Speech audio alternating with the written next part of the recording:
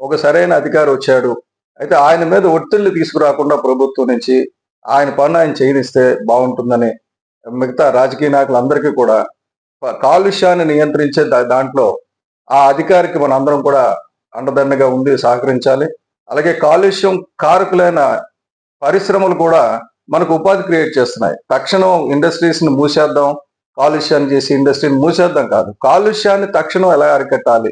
దానికి తీసుకోవాల్సిన చర్యల మీద ప్రతి ఇండస్ట్రీకి సంబంధించి వివరణ తెప్పించుకొని, ఏ ఇండస్ట్రీ ఎంత కాలుష్యం చేస్తుంది? దాన్ని ఏ రకంగా మనం తగ్గించాలన్న ప్రణాళికతో ముందుకెళ్తారని నేను ఆశిస్తున్నాను. ఎందుకంటే ఒక మంచి అధికారికి మంచి బాధ్యతను అప్పచెప్పిన చంద్రబాబు నాయుడు గారికి ధన్యవాదాలు తెలియజేస్తూ, అలాగే పర్యావరణ శాఖ మంత్రిగా ఉన్న పవన్ కళ్యాణ్ గారు ఈయనని సక్రమంగా వినియోగించుకొని పర్యావరణాన్ని పరిరక్షించే అభివృద్ధి ప్రస్థానం వైపు రాష్ట్రంలో ముందుకు తీసుకెళ్తారని కోరుకుంటూ సెలవు తీసుకున్నాను. నమస్కారం.